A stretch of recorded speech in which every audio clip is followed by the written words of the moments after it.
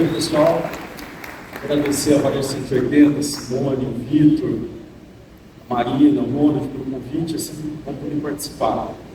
Bom, eu trago aqui uma visão do cenário do varejo para a indústria, do cenário brasileiro, agora em 2025, e um pouco do que a gente conseguiu ver lá na NRF e como a gente aplica isso num ano tão desafiador. Bom, primeiro, a gente tem identificado já há algum tempo que os dois principais ativos hoje do varejo brasileiro são as pessoas e os dados. As pessoas, do ponto de vista dos colaboradores que estão nas lojas, os clientes que ali frequentam e todos os dados que a loja é capaz de gerar. Tanto dados das vendas, né, que hoje são amplamente utilizados pelas indústrias, mas também dados de comportamento de consumo a partir dos clientes que frequentam a loja. Esses dados têm a ver com a audiência que o varejo gera. Para vocês terem ideia, hoje, alguns dos nossos clientes, em algumas regiões do Brasil, têm mais audiência através dos apps, através dos programas de relacionamento, do que as mídias tradicionais que a gente conheceu, que foram tão poderosas no passado não muito distante. Bom, qual é o cenário brasileiro? Primeiro, o Brasil ele vem enfrentando impactos econômicos, foi bem demonstrado aqui na primeira palestra do dia. Uma transformação demográfica como nunca vista antes no nosso país, desde das décadas de ascensão populacional que nós tivemos, 60, 70 e 80, o que nós estamos enfrentando agora, do ponto de vista de transformação demográfica, nunca foi visto no nosso país. Uma mudança muito rápida no comportamento dos consumidores brasileiros. E, finalmente, a concorrência que se amplia, tanto do ponto de vista físico, quanto do ponto de vista digital, dentro do nosso país e de todas as regiões. Para vocês terem ideia, antes nós tínhamos uma competição muito acirrada nas cidades e nos estados que eram economicamente mais desenvolvidos. O que nós temos percebido é que essa concorrência ela está alcançando o interior dos estados menos ricos do nosso país, do norte e do nordeste. Então essa é uma concorrência real e que indiscutivelmente afeta e pressiona o varejo brasileiro. Bom, como que tem se mostrado cada um desses itens? Quando a gente fala em impactos econômicos, a desvalorização do nosso dinheiro, que a gente está percebendo, e aí tem os cenários trazidos pelo nosso economista, vocês viram que a gente, mesmo no cenário otimista, a gente tem que ter muita cautela. Redução do poder de compra e, finalmente, a ascensão das bets e dos jogos online, que tira significativamente o poder de compra do consumidor brasileiro. Alguns estudos apontam que muitas famílias brasileiras perderam entre 15% e 18% do poder de compra a partir da utilização ou até mesmo do vício em jogos digitais. Quando nós falamos em transformação demográfica, nós temos domicílios cada vez menores no nosso país, e aqui é muito interessante, menores no número de pessoas. Década de 80 nós tínhamos 4,28 pessoas por domicílio, e hoje nós temos uma média de 2,9 pessoas por domicílio, como também o tamanho físico desses domicílios. Para vocês terem ideia, que eu acho que é um dado bem legal, na década de 80, o sonho do brasileiro médio era morar numa residência de 180 a 250 metros quadrados, com 3 dormitórios tipo suíte. Hoje o que mais se vende no Brasil são unidades de 46 a 64 metros quadrados e 2 dormitórios secos, que a gente fala, né, com apenas um banheiro. A tendência é de imóveis ainda menores. A taxa geométrica de crescimento anual do nosso país, ela vem decrescendo significativamente nos últimos anos.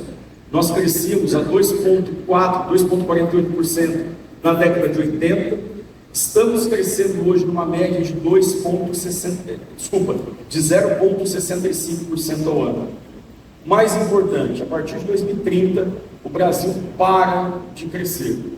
E o que isso significa? Que a demanda, que naturalmente crescia em função do aumento populacional, ela para de crescer de forma orgânica. De 2030 a 2040, o Brasil entra num processo de declínio populacional. Então, nós perderemos população no nosso país nos próximos anos. E o envelhecimento populacional, né? A gente tem ouvido falar aí dos problemas que nós enfrentamos na Previdência Social, mas a grande verdade é que nós tínhamos 5 brasileiros jovens para cada brasileiro idoso há 50 anos atrás, e agora nós temos 2 brasileiros jovens para cada brasileiro idoso. Um número que é bastante significativo.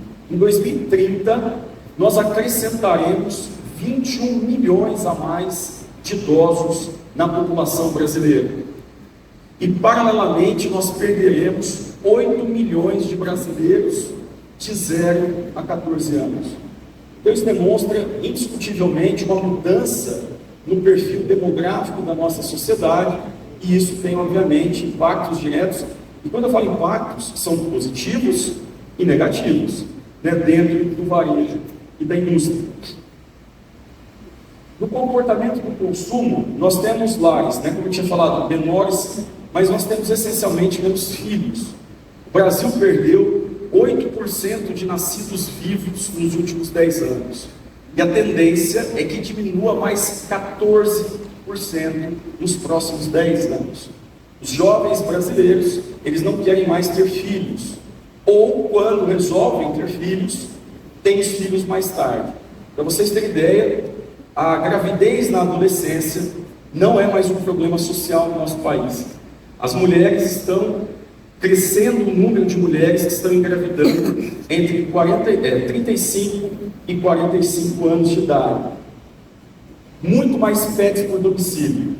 Nós temos hoje uma média de 2 pets por domicílio e teremos 3 pets por domicílio a partir de 2030. Maior facilidade na adoção e no abandono de categorias. Esse é um ponto bastante interessante.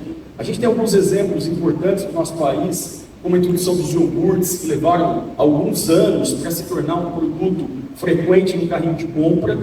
E quando a gente olha hoje, por exemplo, as proteínas líquidas, em 3 meses do lançamento, elas já estavam como top de venda nas lojas de supermercado de todo o país. A grande sacada é que o brasileiro, de todas as gerações, ele está cada vez mais apto a experimentar novos produtos, novas categorias, e ele abandona também hábitos antigos com maior facilidade. E, finalmente, um crescimento significativo por cuidados com a saúde e com o bem-estar, né? Um estilo de vida mais saudável. Na concorrência digital, e-commerce, marketplace e plataformas de delivery.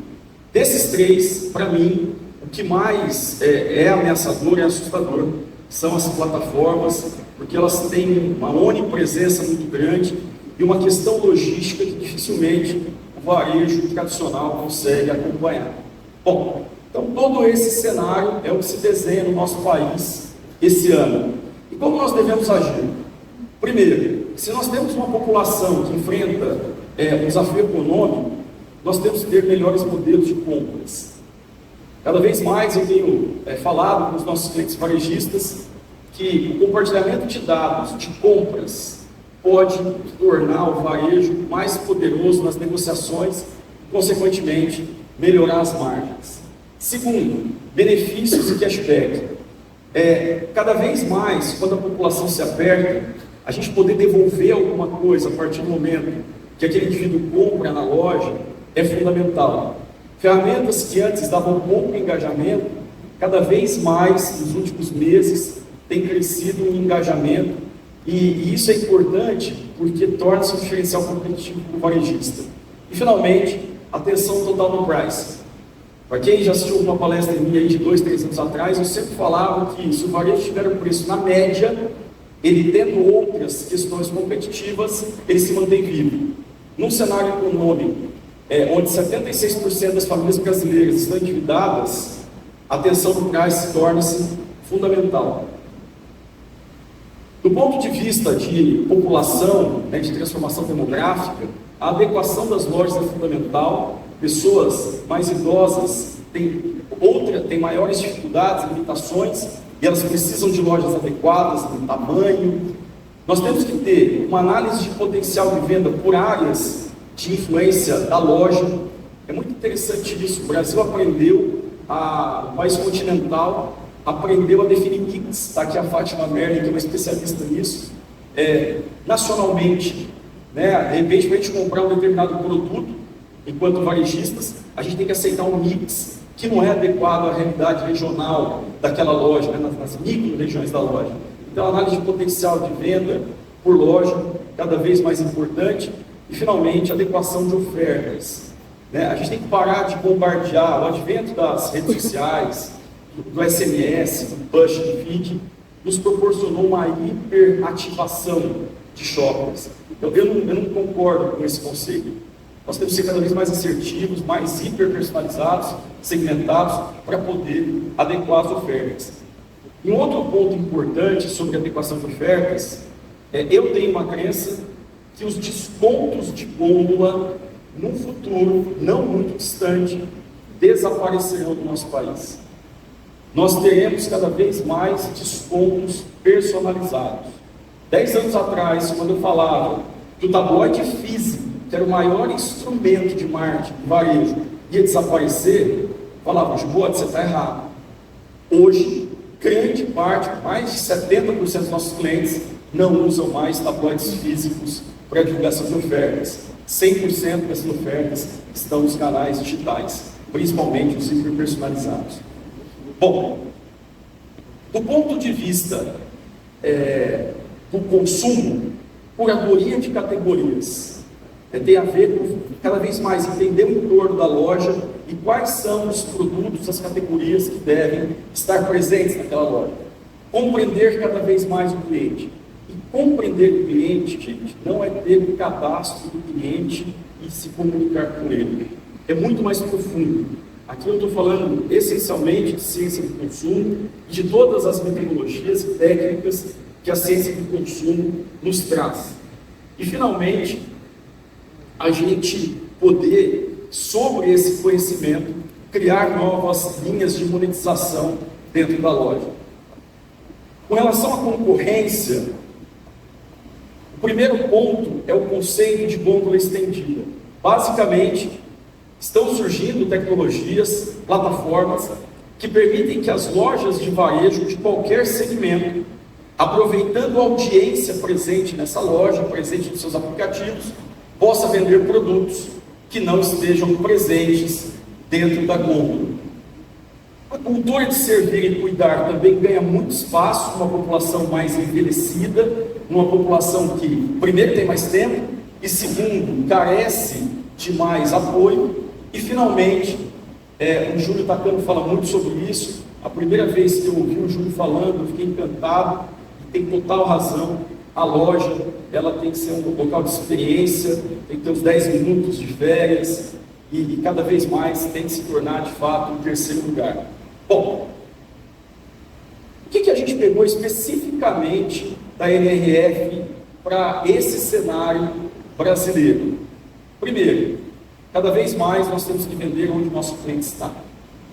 Gente, notícia de hoje de manhã, da Folha de São Paulo. Deixa eu ver se eu consigo abrir rapidinho aqui. Olha que interessante essa notícia. TikTok pode virar loja no Brasil e ganhar até 9% do mercado brasileiro, diz Banco Santander. 9% do mercado brasileiro. Uma plataforma que começou como exposição de dancinhas na internet, tem se tornado uma das principais ameaças do varejo tradicional mundial. Segundo, a velocidade... só mais um detalhe. Quando a gente fala em vender onde seu cliente está, cada vez mais a criatividade tem que estar presente no nosso país. Ontem, quando eu cheguei no nosso escritório aqui de São Paulo para trabalhar, aqui na Rua do Cantano, tinha uma feira diferente na recepção do hall do hotel. Lá tinha queijo, tinha vinho, tinha chocolates, Os varejistas estão entendendo que eles precisam estar online, estar fisicamente nas lojas grandes, precisam estar fisicamente nas lojas menores de vizinhança, nos containers, mas precisam estar onde as pessoas têm maior conveniência para comprar. Sabe o que é o mais legal? Vende muito.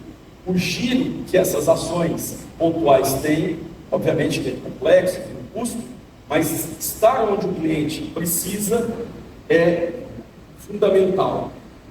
Velocidade define sucesso do varejo. Então, essa transformação demográfica, a gente ter capacidade de analisar dados, entender os cenários, tomar as ações rapidamente é fundamental. Personalização extrema, do macro para o micro. Quando a gente fala de personalização, eu me recordo uma vez, e falei, poxa, Bote, mas é muito difícil você falar individualmente com as pessoas, né? Você precisa ter muita tecnologia.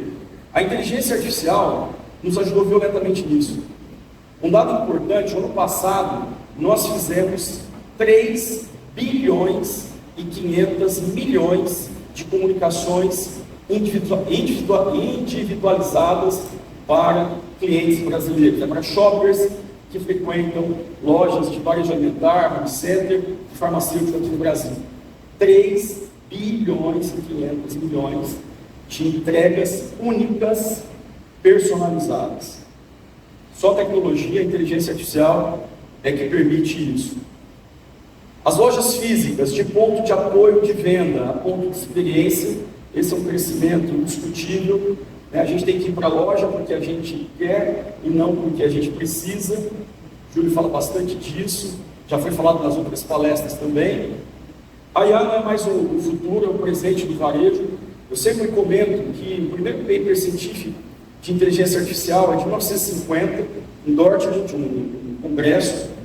De 1950, da década de 50 até 2020, houve um crescimento muito pequeno.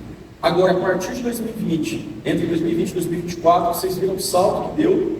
E detalhe, nos 2 próximos anos, esse salto será 10 vezes maior do que o salto que foi dado. Nós não vimos nada ainda de inteligência artificial, conforme escrito lá no nosso congresso em Dortmund. Nós vamos começar a ver a partir de agora. O mais importante aqui, que nós temos falado muito com os nossos clientes, é que a inteligência artificial ela tem que sair do operacional e tem que ir para o estratégico. O varejo e a indústria brasileiros têm que discutir inteligência artificial na estratégia das companhias, nas reuniões de conselho, com presidentes, diretores, vice-presidentes. Inteligência artificial não é mais só o apoio operacional, a melhoria de tarefas, mas sim, indiscutivelmente, a estratégia das companhias que vão sobreviver e prosperar nos próximos anos. Os dados são um novo ouro. Eu coloquei novamente porque a gente ouviu isso em 1980, depois ouvimos em 90, ouvimos nos anos 2000, 2010, 2020 e agora em 2025 estamos ouvindo de novo. E é legal, mas agora tem uma conotação diferente. O dado que é gerado pelo varejista vale literalmente dinheiro. Monetizar esses dados tem se tornado uma das principais linhas de receitas dos varejistas aqui no nosso país. Geolocalização, conectando marcas e consumidores. Todo mundo pensa em geolocalização como fazer oferta exclusiva, foi tratado na NRF, e isso é fundamental.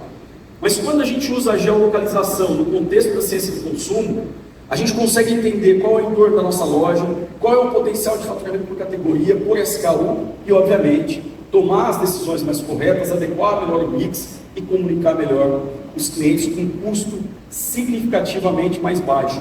Tem um dado que a gente não divulga muito, mas eu acho que esse evento é um evento que vale a pena a gente falar. Dos nossos clientes varejistas, são mais de 300 no Brasil, mais de 2.000 lojas. Para vocês terem ideia, 60% a 70% do faturamento da loja vem da área de influência 1 da loja. A área de influência 2 e 3 representam 25% do faturamento na média, e os outros 5% vêm das outras regiões.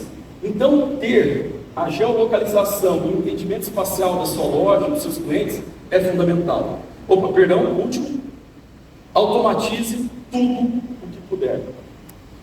Dificuldade de mão de obra, cada vez mais o varejo tem imperado com isso. Cada vez mais os processos se tornam caros, tudo o que puder ser automatizado, deve ser automatizado. E as pessoas, elas devem ficar responsáveis por atividades mais nobres, né? Como o relacionamento com os clientes. Por mais que a inteligência artificial ela esteja entrando fortemente dentro das questões de relacionamento, eu acredito que a minha formação inteira é em computação, desde o mestrado, doutorado, pós-doutorado. Então, eu sou uma pessoa da área de tecnologia, mas eu acho que nós criamos tecnologia para sobrar tempo para as pessoas se relacionarem. Na minha visão, nós não deveríamos terceirizar o relacionamento para uma máquina. E, finalmente, o último slide. A gente sempre ouve isso na NRF, né? Porque a maior verdade do varejo, da indústria, só existe porque tem alguém lá que está disposto a comprar, está disposto a escolher a nossa marca. Então, cuidar do cliente também foi um dos temas que apareceram fundamentalmente na NRF. Então, a gente termina dizendo, gente, vamos cuidar bem do nosso maior patrimônio, que são os clientes e os dados que esses clientes geram e que nos permitem grandes oportunidades de novas monetizações. Muito obrigado.